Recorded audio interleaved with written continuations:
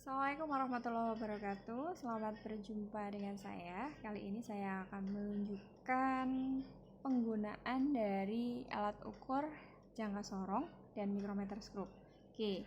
Walaupun di sini saya punya penggaris, tapi saya nggak akan menunjukkan bagaimana cara menggunakannya karena saya yakin kalian sudah bisa menggunakan penggaris ya. Di sini yang akan saya tunjukkan adalah penggunaan dari jangka sorong nih dan mikrometer skrup. Bagian-bagiannya sebenarnya kemarin sudah saya tunjukkan. Untuk jangka sorong kita punya ada yang namanya rahang bawah, kemudian ada yang namanya rahang atas, kemudian di sini ada pengunci, kemudian di sini ini kalau saya geser di sini saya punya tangkai ukur. Mana yang akan kita gunakan untuk mengukur? Bisa kita gunakan rahang bawah, kita bisa gunakan rahang atas, bisa juga kita gunakan untuk tangkai ukurnya. Kita coba. Yang pertama kita akan menggunakan untuk rahang bawah dulu. Rahang bawah misalkan saya gunakan untuk mengukur ketebalan dari sebuah buku. Di sini saya punya buku, mau saya ukur ketebalannya berapa. Caranya bagaimana? Ini kayak saya renggangkan, ya. Kemudian saya paskan di bukunya seperti ini. Kalau sudah ini sebenarnya kalau sudah kita kunci. Nah, kalau sudah kita kunci, bahkan ketika bukunya terlepas pun, ini ukurannya nggak akan berubah karena dia nggak geser-geser. Dan hasil pengukurannya adalah sekian. Perhatikan berapa hasil pengukurannya. Ya, cara pembacaannya sama seperti yang kemarin sudah saya jelaskan, yaitu kita lihat angka 0 sebelum nonius. Angka 0 sebelum nonius. Di sini saya punya angka 2,0 sebelum nonius.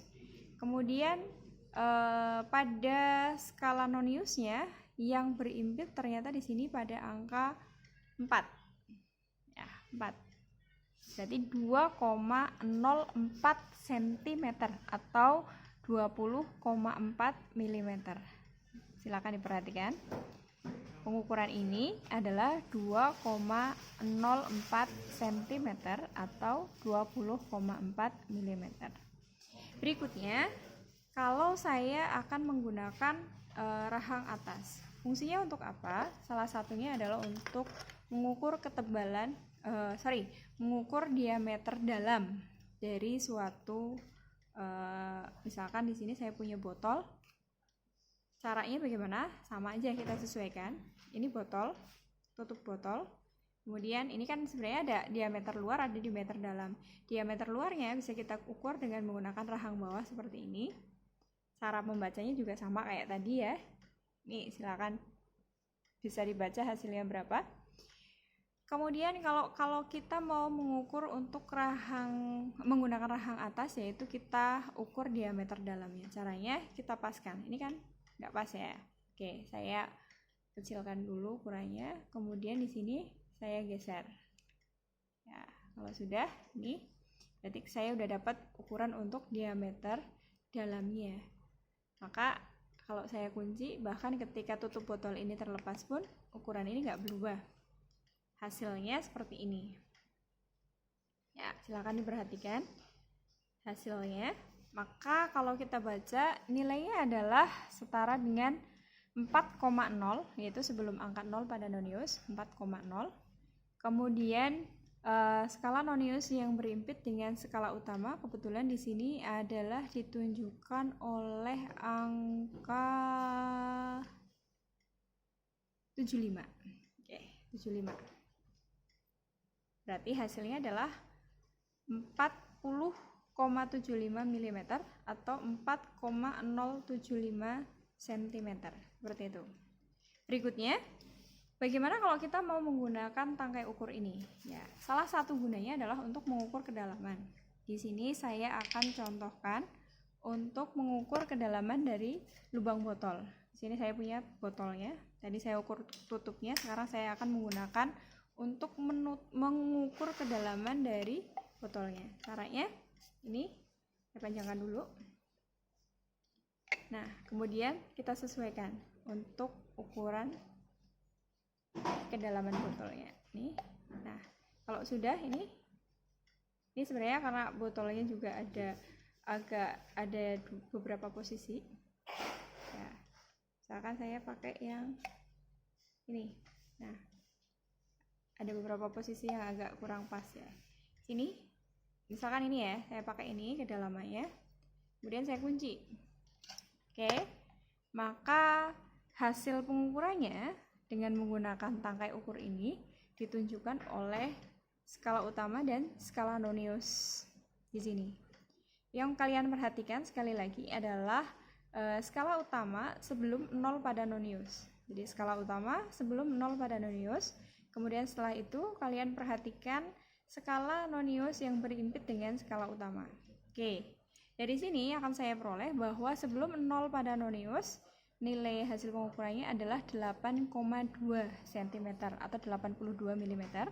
Kemudian skala nonius yang berimpit dengan skala utama kebetulan di sini ditunjukkan oleh angka 8. Sini.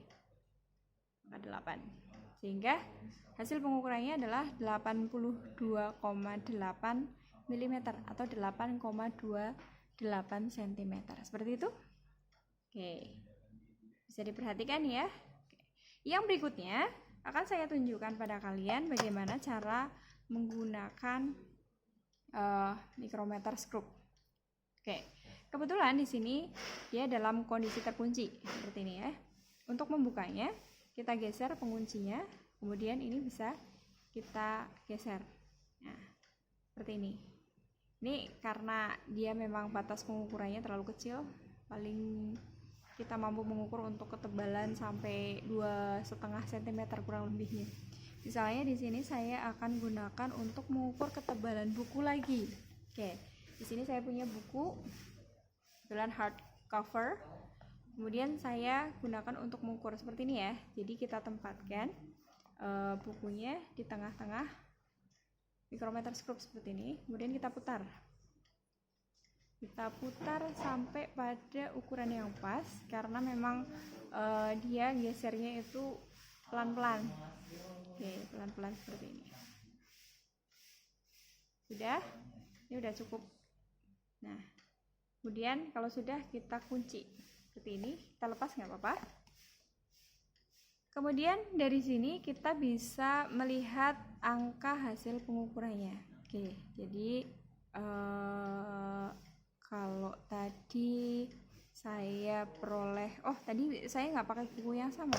Oke, di sini saya punya untuk skala utama. Skala utama, nih. Kemudian ini adalah noniusnya. Karena di sini kita juga punya ketelitiannya adalah 0,01 mm. Maka angka yang di sini tinggal kita kalikan dengan 0,01. Kita lihat skala utamanya di sini berarti angkanya adalah 10, kemudian 11, 12. Berarti artinya 12 mm. Kemudian di sini dia ditunjukkan oleh angka antara 5 sampai 10. Berarti karena dia di garis ketiga berarti 5, 6, 7, 8. Maka hasil pengukurannya adalah 12,08 mm. 12 nih, 0,08 mm. Seperti itu.